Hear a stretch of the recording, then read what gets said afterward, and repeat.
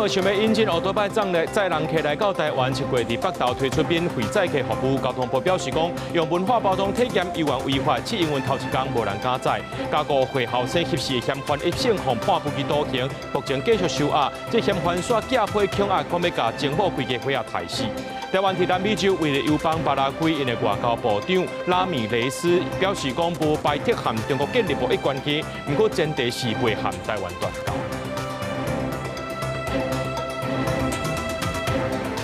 各位观众朋友，大家好，欢迎收看7月7日 AM 新闻，我是嘉豪。讲到这国内电商平台 PC Home 传出讲，互骇客组织点名，讲350万笔的会员资料支付系统拢已经泄露出去了。PC Home 表示讲，目前无发现讲这 PC Home 的主站或者是核心英文系统有互入侵。不过这 PC Home 旗下第三方支付服务派钱包啊，证实讲有收到这讨赎金的信息，强调讲这交易资料、点数和卡号相关资讯是拢无泄露出去。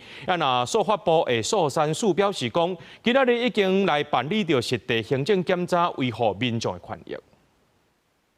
骇客所一洗出伫暗网点名，已经伫顶个月40日，中国内电商平台 PC Home 网页甲支付系统摕到内部资料内底有350万笔用户的个人资料甲9年的营运记录。PC Home 讲，有关暗网所讲内容甲 PC Home 网络家庭母公司系统无直接关联，却无发现 PC Home 主站也是核心的营运系统有互人侵入。不过，营运歹钱包的拍付国际证实，受到来自外部组织的卡邮信息对受影响的客户系列，讲交易资料、点数甲卡号相关资讯拢受到安全保护，无外泄。大概3个月到6个月左右，你会看到陆续有可能诈骗集团啊，或者是这种骇客等等这种犯罪集团，他们事实上会拿着这一些交易资料，会去接触用户，那通常会打着说你可能要重新验证你的钱包。歹钱包将已经进行资安应变的程序，强化系统监控，依法通报予主管机关，也有聘请第三方的资安监视机构，确保调查客观完整。寿山署讲，当时随掌握相关情报资料，依照个人的资料保护法来处理，且办理实地行政的检查。看那个事情发生的根因，就它发生的一个原因，以及他们应变的一个作为，看他们有没有符合我们安维办法所定的一些对个资的适当保护措施。最快会在10日内，就是把这调查报告送到行政院的个资保护委员会的筹备处那边。PC Home 讲，歹钱包是独立营运的第三方支付服务，相关资讯安全甲系统管理的机制，由营运团队依照原有的程序进行检查甲查核。中国内第三方支付除了歹钱包、Line Pay、Open 钱包要P-Pay 这个，不过功能只有大收大付。治安专家建议第三方支付业者对外部入来到内部的这流量监控，也有许可权的控管，要进一步来加强，才法度防范卡油的软体组织。记者综合报道。讲到台股今日开盘就大起，最后是起893点，收伫咧47018点。台积电是起95块，收伫咧2505块，起3.94%。讲到最近的这台股是正热，就立委关注到这股市延长交易时间方案。证交所董事长林秀明就表示，目前评估上理想的方案是依期一半到底。目前呢，甲这个收盘时间对目前的下晡1点半延长到3点半，和日本股市的交易时间相像。不过也要看证券商的 IT 系统，敢是有法度来处理。敢是这情人囝，或者后者安怎拍拢拍袂疼？这高雄南仔坑呢，有一个囡仔伫2024年，互伊的妈妈抑个后者液态苦毒，甚至用这烧水甲囡仔破，造成身躯严重的烧烫伤，引起败血症。那这个囡仔规世人拢爱受到这病痛折磨。这2个人已经互检方起诉，桥头地方法院审理这案件，认定这2个人手段粗残，甲无满7岁囡仔伤到安尼死，就甲这个妈妈呢判刑13年6个月，这个后者是判刑14年10个月。民众上过市为儿童发声，2024年发生的凯凯啊，社会已经有袂当吞忍苦毒囡仔的共识。不过，其实同一年，高雄嘛发生苦毒囡仔案件，一个4岁囡仔后裔后脊用椅仔甲赤手修理，甚至用烧水淋身躯，大面积烫伤引起败血症，至到有发展慢吞甲重大恶治疗的伤害。被害幼童将承受终身残疾之苦，身心所受伤害巨大，因而从重判处生母有期徒刑13年6月，判处继父有期徒刑14年10月，全案可上诉。若是后续判重刑，老母嘛判13年6个月，因为老母若无主动苦毒行为，嘛甘愿出脚动手甲修理木头壳，已经妨害儿童身心健全甲发展，桥头电影认定2个人手段残忍，依照共同反对未满7个人可督治当上罪重判。儿童目前持续安置中，受照顾状况稳定，后续提供生活照顾，并依其成长需求提供相关协助。可督案直直发生立法院2005年通过开条款，加重对未满7个幼囡仔可督甲杀害的刑责。民间团体讲，动用虽然有效果，不过这是事后，关键也是事先的预防。更多的单位可以提供家庭服务。好，在还没有事情发生的时候，我们就有很多预防性来促进家庭关系的这些服务来提供，然后而不是等到事情发生了，我们来究责，我们来加重刑罚。除了目前的脆弱家庭关怀制度，民间团体建议政府当拨资源去社区，透过亲子活动这款方式来化解照顾的压力，嘛让问题家庭甲外界建立连接甲求助的管道，会让照顾的困境会当量早互看到，才袂发生悲剧。记者综合报道。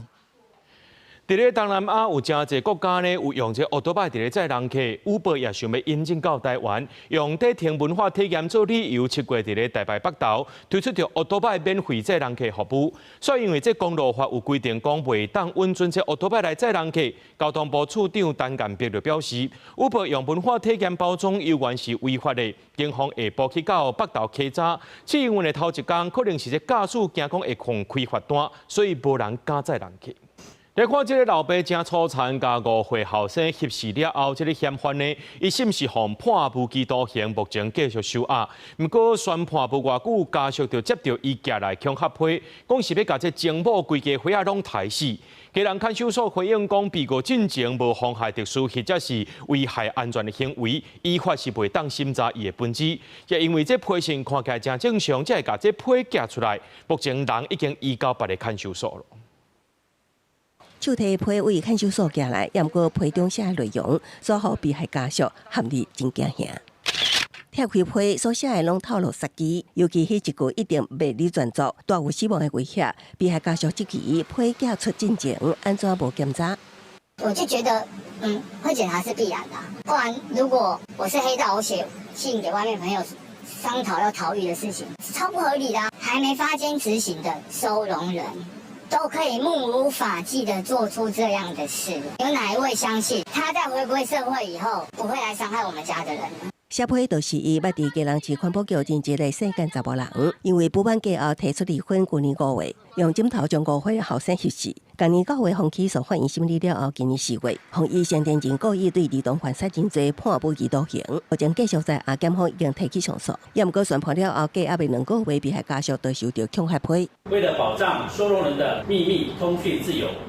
看守所对于信件的检查，原则上属于安全检查，主要在查看有没有夹藏违禁物品。家人看守所说明，相关书信检查作业拢是依法执行。专案发生进前收容前，无妨害特殊也是危害安全行为，依法禁止有先审查文字。其实外交感觉同款有内容阅读限制，除非有事实合理怀疑，受刑人有意想要加害，还是杀了他人，危害港澳安全，还是脱逃的顾虑等情形，那无是未当审核内容。我们可以跟比如说跟警政单位啊这边来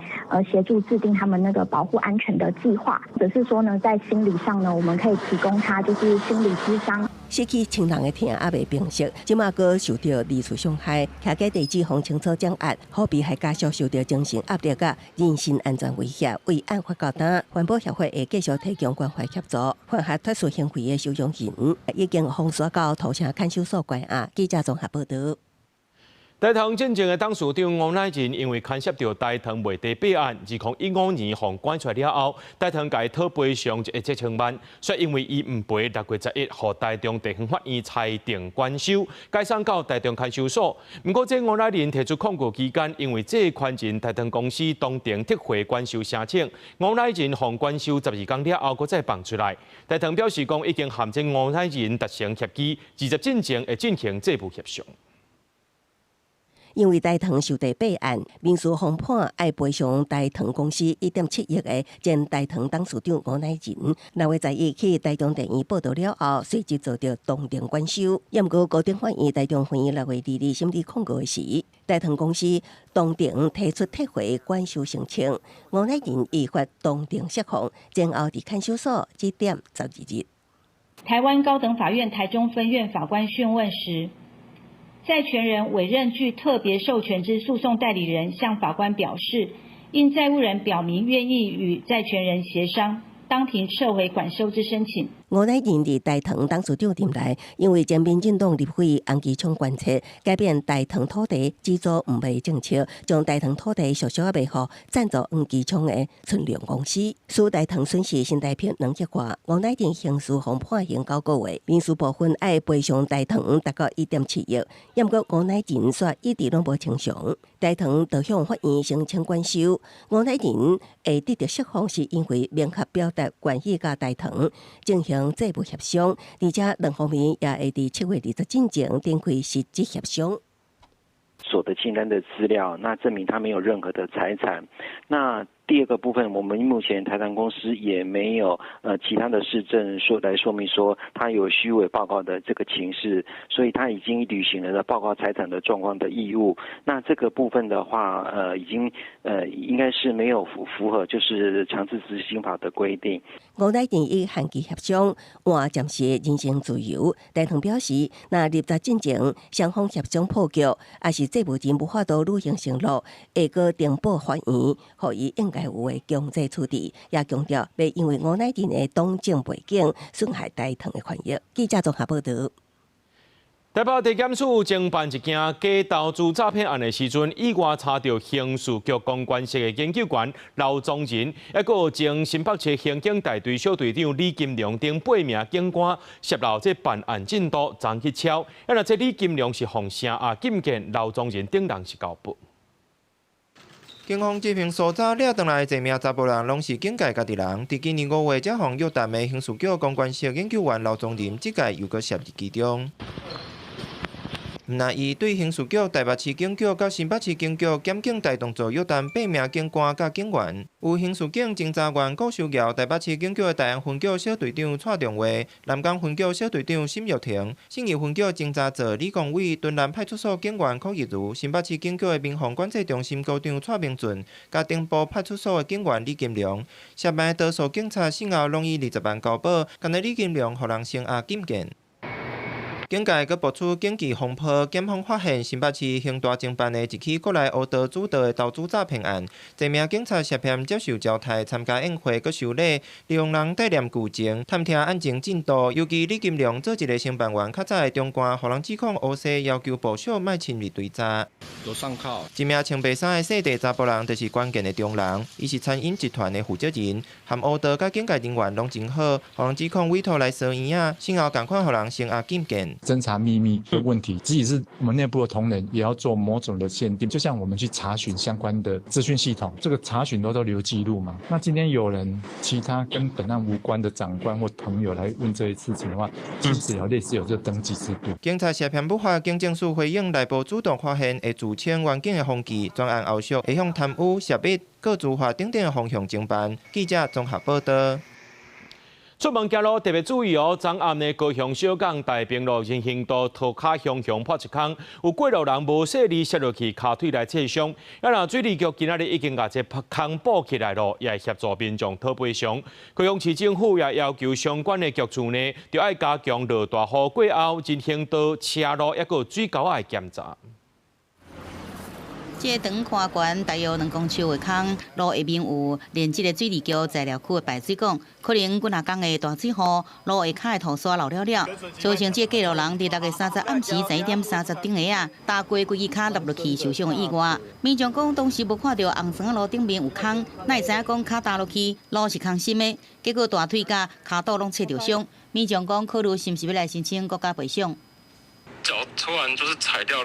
然后软掉，整个脚掉下去，是伸到我的脚踩下去，它是已经可以挂到大腿了。我看那边它空的，它基本上应该也是大部分不会是有那一块是空的。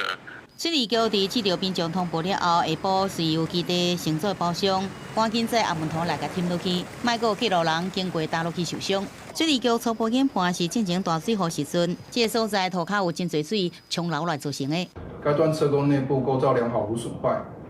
坑洞内部有基地排水用的排水管接入道路侧沟，亦无断裂损坏。初判为基地内于日前强降雨期间，因坡地地形关系有较大的地表漫流水耗刷所致。水利局讲，老民众因为大坑落入去受伤，水利局会协助民众，依据这造成事故的原因事实办理后续要求赔偿的作业。记者综合报道。来看台北车头传出讲有猫仔呢，互人用这手机充电线拔掉的袂顶袂当。警方和动保团体赶到现场，现场有5只猫仔，其中3只互拔掉的。这猫仔呢已经互送到动保所，所来会调查这个虐待猫仔的查甫人。这查甫人脱把体摕伫涂骹边仔，有几啊只古锥的猫，不离个详细看，其中3只拢有手机的充电线拔安。动保团体接到通知了，赶紧通报警方到现场救猫。为啥咧拔无？伊有专用的迄个锁啊无够哦。为啥安尼拔呢？啊，袂歹拔我偷掉就好啊嘛，咱我也无虐待伊。代志发生伫台北火车头前，这查甫人讲，这猫是朋友寄伊饲的，因为惊猫走去，才甲猫拔起来。但这款的行为已经有虐待的疑虑。就是他自己都照顾不好自己了，就不应该去动那些小动物了。现场没有干净的饮水跟食物，我们也认定他可能没有办法就是把动物照顾好，所以可能就是先带回这个动保所，让这个动保所这边，然后去安置这些那个小猫。新竹县动保所指出，这猫经过初步检查，健康状况拢无问题。不离个这查甫人照顾猫的方式无妥当，会去调查看敢有违反相关规定，若有会依照动物保护法处罚。如果构成伤害的话，违反动物保护法那第6条的规定，然后会处3000到15000的罚款。然后这个虐待伤害的话，会依受伤的程度不一，然后有加重罚。动保所讲，目前这猫是暂时安置伫动保所内底，等相关程序完成了，会开放一般民众来领用。记者杜君和新竹报道。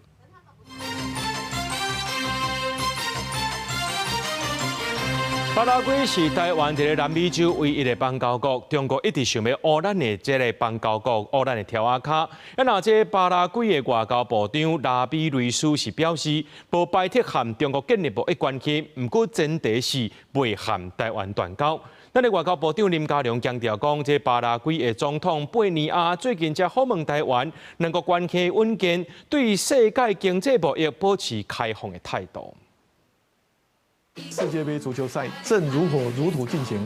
相信很多球迷已经开始攻世足。手提巴拉圭总统贝尼亚亲上的球衫，2026世界杯卡球赛，总统热情地特别帮友邦加油。巴拉圭是台湾伫南美洲唯一的邦交国，中国自早就直直要甲扭起去。当地时间6月30日，首都阿松森举行的南方共同市场峰会期间，巴拉圭外交部长拉比瑞斯表态讲，只要莫干涉台湾的外交关系，袂拒绝中国做生意。巴拉圭嘛是南方共同市场内底唯无甲中国建交的国家。拉比瑞斯讲，伫无适政治条件情形之下，未限制和中国展开经贸合作。其实中国自早就公开也是非公开要求台湾的友邦切断和台湾的关系。Su pleno rechazo a la coacción económica china que forzó la cancelación de vuelos y afectó la prevista visita oficial del presidente Lai a un país aliado. Mi país reafirma el derecho soberano de Taiwán a relacionarse libremente con otros países, sin interferencias indebidas que pretenden aislarlo internacionalmente. 巴拉圭总统贝尼亚伫5月访台期间，不公开谴责中国伫台海的军演，甲伫国际间的经济施压。台北伫2005年双边贸易总额大概4亿美金。根据中国外交部的资料，今年中国和缅的贸易总额是美金32亿控元，其中中国出口巴拉圭是美金30亿5厘。巴西总统嘛暗示，南方市场stra就嘛要和中国展开自由贸易的谈判。中国台湾也有跟他们有经贸的关系。我们对于世界经济贸易的发展，本来就是持开放的态度。我们的友邦一样也会都跟包括中国还有世界各国会有一些经贸往来。外交部长林佳龙重申，台北的邦谊非常的稳固，尤其本年5月来台湾做国事访问，台北能够签署真侪协议甲备忘录。外交部强调讲，69年的邦谊是愈来愈坚定，未来迈共同对抗有关势力的扩张，保卫民主的价值。记者综合报道。中国7月初一实行民族团结进步促进法，陆委会讲，这部法律用真侪含糊的法律概念，就算讲你支持依次现状，真有可能会犯安罪名。这管辖的手也已经传到别国家去啊！而且这中国国家主席习近平伫咧中共105周年党庆大会，搁再讲到台湾，而且强调讲坚决打击台独，反对外部势力干涉。香港主权移交中国29周年，香港特首李家超带领官员参加升旗仪式。6月公布香港移交29周年正式演习报告，指出讲香港政府复制中国维稳模式，扩张国安法制，引起国际关心香港进一步中国化的情形。用所谓的国安条例，它已经不断的在扩大这个国安部门的权力。那有一些香港朋友甚至说。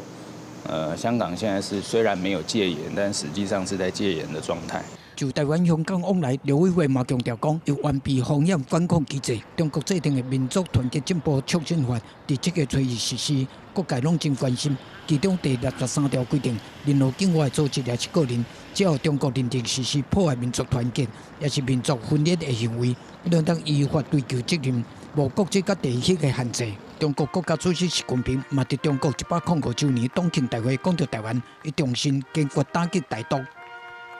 解决台湾问题，实现祖国完全统一，是我们党矢志不渝的历史任务。坚决打击台独分裂势力，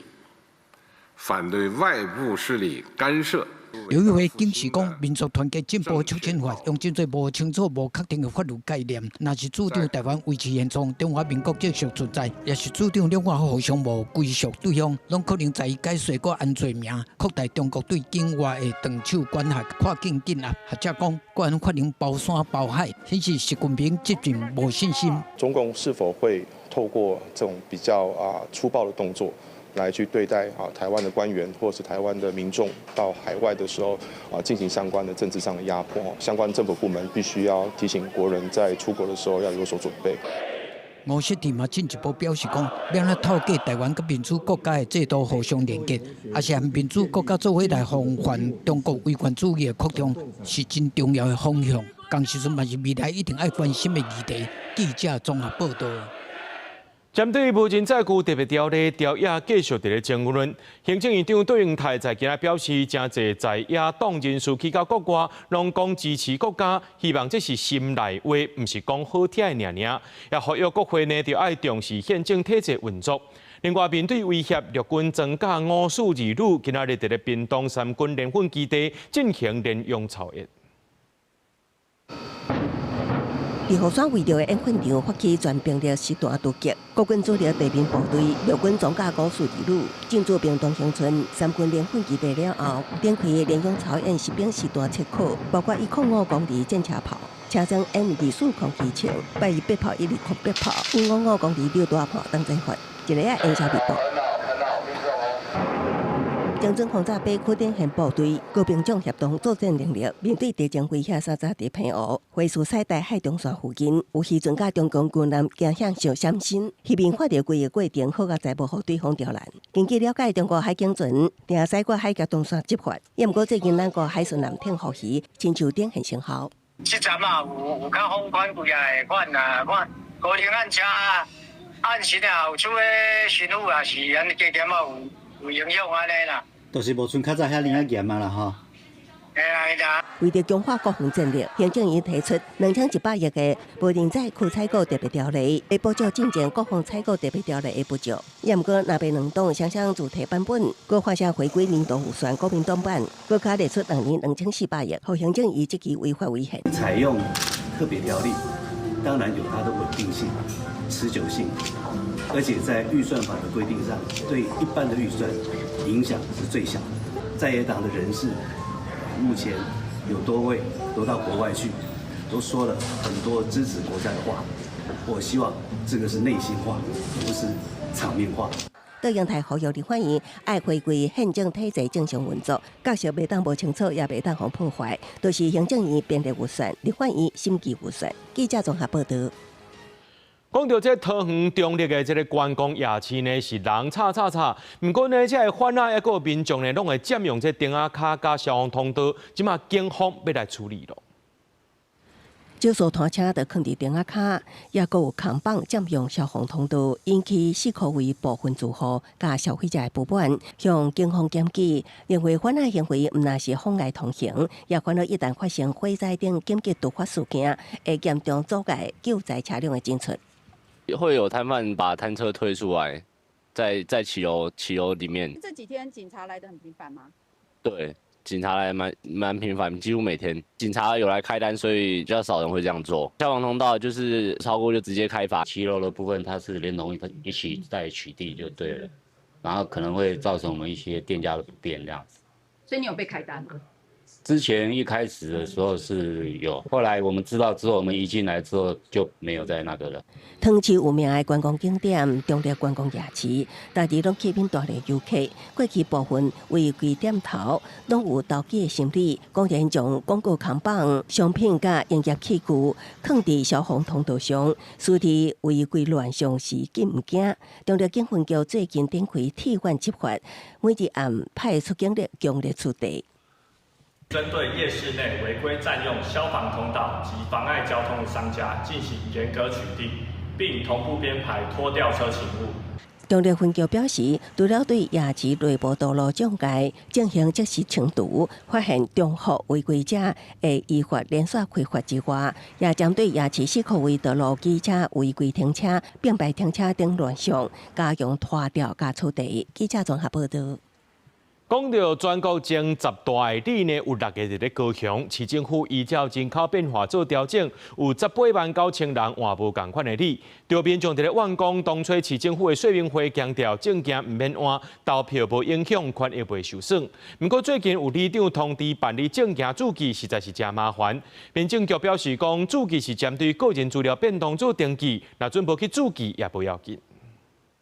高雄市行政区里令调整，今仔日正式起告，其中高雄第2大里，也就是伫美术馆附近的大里龙水里嘛完成整并。这个调整主要是因应人口变迁，互里令的规模会当更较平衡，提升行政效率甲资源的分配。不过现任的里长认为实在是无这个必要。如果为了这个多这个10万，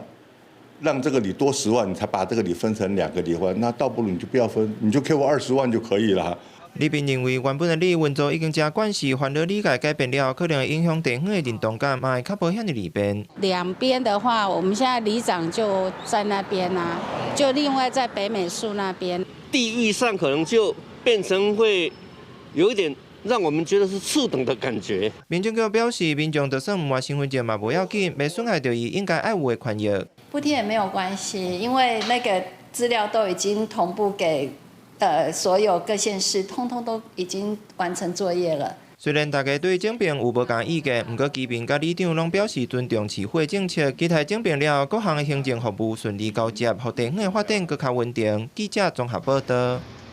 中华有一个42岁越南移工离飞去到士林溪，讲要掠一马毛虾，说失去联络。伫台湾的小妹去报案，昨伫海边找到人，不过人已经不幸归往。警消人员在树林村伫中华士林溪附近来回敲催，因为有一位42岁姓吴越南籍的移工，讲要来遮掠野生的金马毛虾，但是人却失踪，联络袂到。拜二，警消救援人员找到这位移工的时阵，人已经无喘气心跳。一名外籍移工前往二林溪抓螃蟹，到早上8时尚未有消息。本局随即展开搜救，出动各式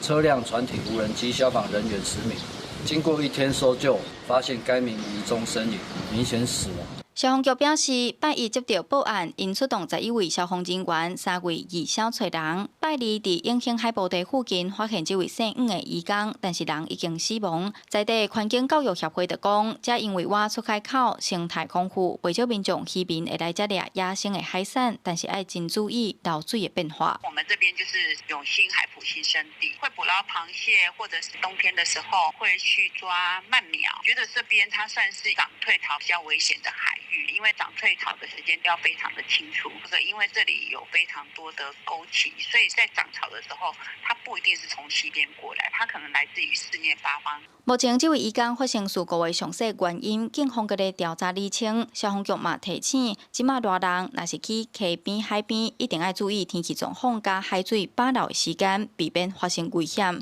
记者杨淑晴综合报道。讲到偏湖，敢若7月到8月会当掠甲卖8公分以上的海胆，不过也是有渔民违法。开放的前一天，偏湖县政府昨就查到154粒的海胆，这款的违规行为上悬会当罚15万。苏格纳内底海胆放规堆等人客交管，偏湖固定伫逐年7、8月开放捡较大过8公分的马粪海胆，有民众初一一早起就到市场准备买来试滋味。腥臭味之类的海鲜类完全不会，不会，就鲜甜鲜甜的。摕到海胆，民众兴趣是扒开来食，阁有游客专程到偏湖，就是为着要食一喙海胆。尽管是开放的第一天，不过嘛有点头表示，今年捡的量比前几年啊减少2倍，恐惊今年的海胆价格会较起。前几天，你看像昨晚又有在报了，又有好几个偷跑又被抓到了，所以你说量要多要少，其实都有，天气人为都有。今天早上大概收获了多少呢？大概100颗吧。大量海胆卡等伫海坪偷窃的状况，互偏湖野生海胆的族群减真济。官府伫开放的前一暝，就查到违规甲无做的马粪海胆154粒。为着要打击犯法行为，偏湖地检署6月初3查到今年第一件违法捡海胆的案件，隔天就起诉求判动刑。今年到目前统计为止，总共查获了4件违规的案件，查获7人，马粪海胆309颗。均移送地检署侦办。农渔局强调，以渔业法规定，禁采集捡海胆会当判3年以下有期徒刑，也是并科15万以下的罚金。呼吁民众唔通黑白捡，较免犯法，佮破坏海洋的生态。记者综合报道。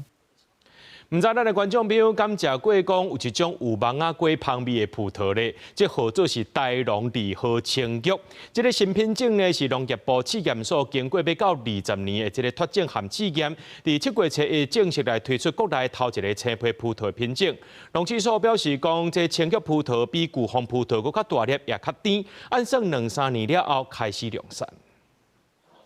果子皮青搁薄，肉大粒搁把水。而且阁有哈密瓜的香味。这个合作台农2号青玉的新品种，是农业部试验所经过20天的脱种甲试验，伫7月初1推出国内头一个青皮葡萄的品种。也若配合试种的农民也讲，即马巨峰葡萄的行情一斤差不多是200块，农民预估青玉葡萄一斤是250块，毋但价效较好，也较好种。我们葡萄有一个病害叫做路径病，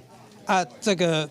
青玉葡萄路径病危害很轻微，然后再来就是它果实很大粒。农试所表示，青玉葡萄比巨峰葡萄更较大粒，也加较甜，真有市场的竞争力。11克到14克这每一粒单粒的重量，那比较巨峰大概9克到10克的这个范围，就可以知道说，它果粒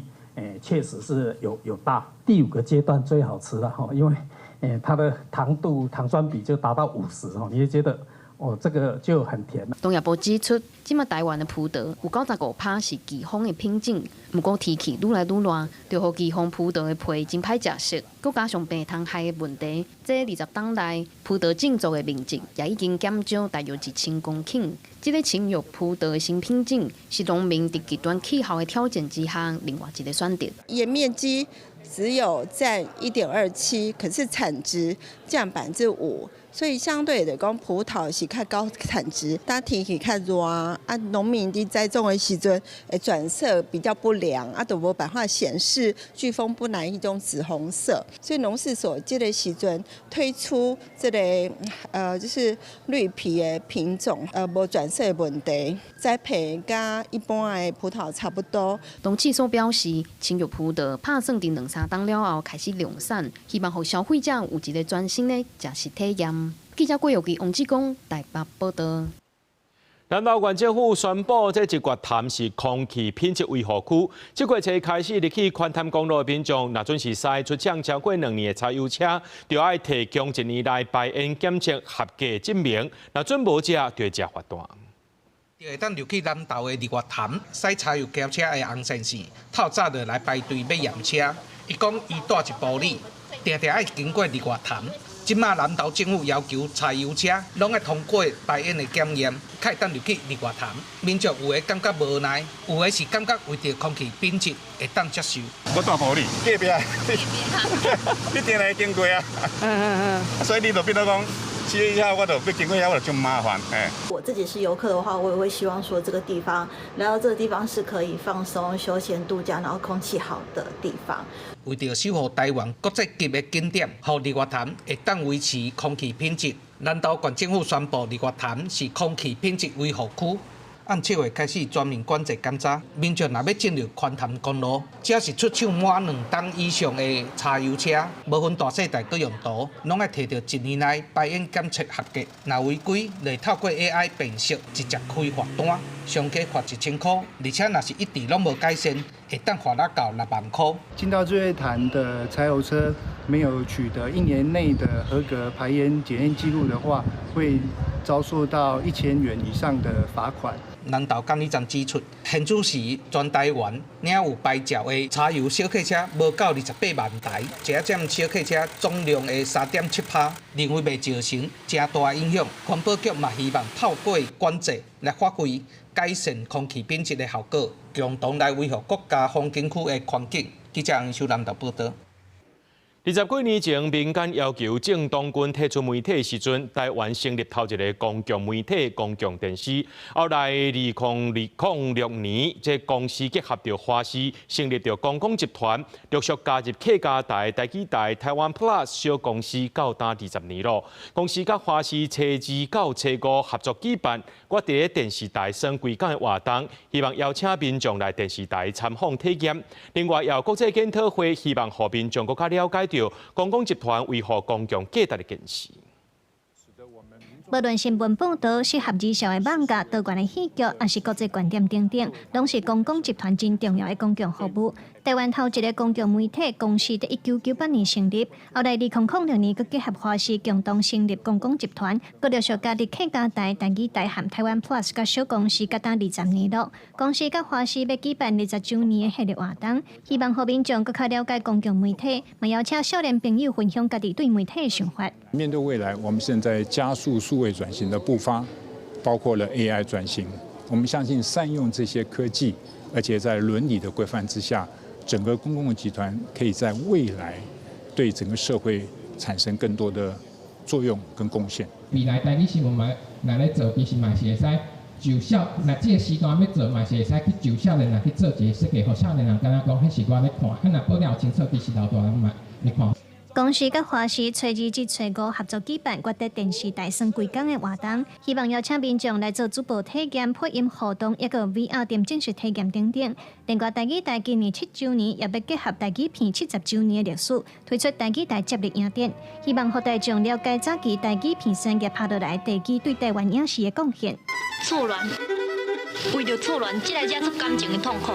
你相信我一定会搁倒转来。厦门话影片到台语片，到叫国语片取代，以后搁有新电影出来。新电影出来一批台语的，一批台语的导演啦、工作人员转去到电视台。电视台到即马搁延续到咱台语台，其实伊这是有一个连贯落来。台基台接力影展自7月16开始，由林浩地导演的作品《琉球之乱》首合办拍头阵，有台基新配音的首映会，后续在台北、台中、甲高雄嘛拢有影展甲静态展。记者卢尚如、郑俊佑台北报道。镜头看来到南非，因是要求讲，甲这非法移民赶走的抗议活动，到6月30有关是无停休。反对移民团体就讲呢，这未来半年，逐礼拜四拢会上街头去抗议。就算讲这抗议的大部分的这示威活动拢是真和平的，不过有关有一寡暴力事件来发生，甚至有一寡示威者呢是趁机会来甲店家抢劫。按来讲到即届这个抗争呢，警方已经抓到195个人啊。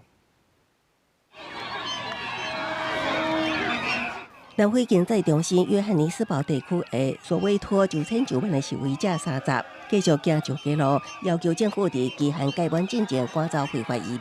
We are going to apply pressure on the government and on the illegal immigrants to ensure that this crisis gets resolved because we don't want things to get out of order. Those that are in the country legally are free to be here, but those ones that are not here legally have to go back to their countries and come back and be legally in South Africa. 包括约翰尼斯堡、德班等几个外来移民自这个大城市几个月来，也传出大规模的街路抗议。约翰尼斯堡附近的杰米斯顿有示威者主动进入移民聚集的社区，强行猎捕亲像非法移民的居住者，佮送去警局，要求将因赶出境。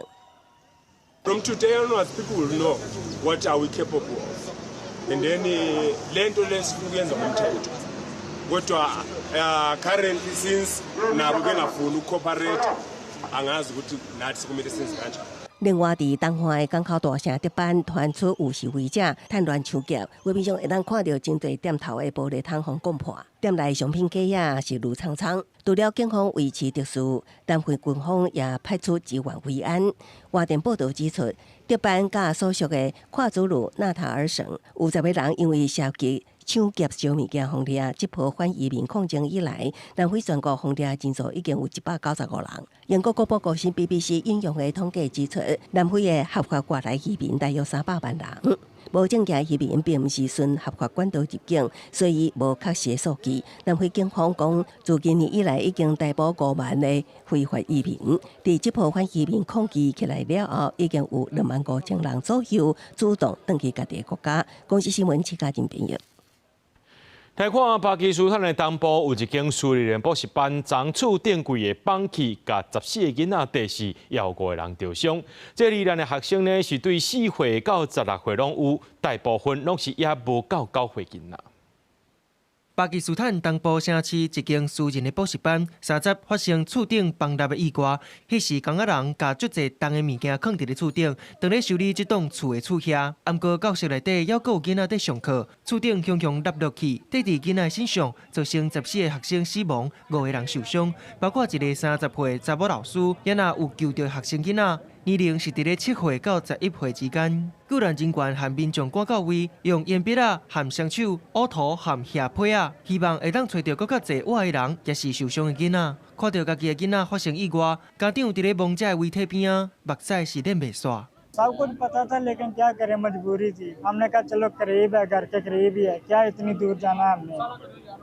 ताकर इधर करीब आंखों के सामने रहेगी कोई भी मसला होगी मम्मा घर पे इनकी वो खुद ले भी आएगी छोड़ भी आएगी 在地教育部长就表示，这间补习班是私人主体，专门予散车囡仔上课。毋过无注册，警方伫咧社群平台承诺会展开调查，而且表示厝主甲建筑嘅包头2个关键的负责人已经被拘留。医疗人员就讲，这个崩塌事故过身的学生囡仔年龄伫咧4岁到18岁之间，其中大多数无到9岁。巴基斯坦总统扎达里嘛表达哀悼，总理嘛发声明，希望受伤的人会当早日恢复，而且指示相关的部门提供医疗援助。法新社就报道，厝顶含建筑物倒塌的意外，伫咧巴基斯坦是足接看的。去年7月，南部的散车地区嘛捌发生5层楼高的建筑倒塌去，造成27个人死亡，10个人受伤。公司新闻沈乐培编译。咱做伙来看明仔载天气。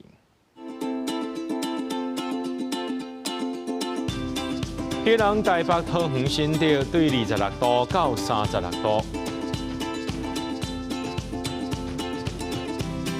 苗栗台中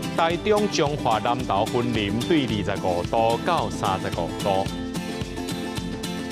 嘉义台南高雄屏东对25度到37度，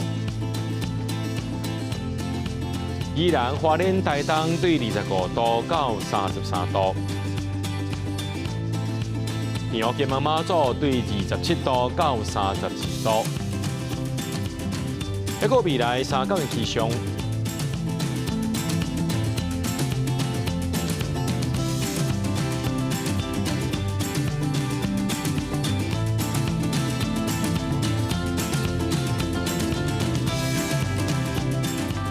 新闻最后，感谢各位观众朋友收看《家咸新闻》，我是嘉豪，明仔载暗时7点咱再相会。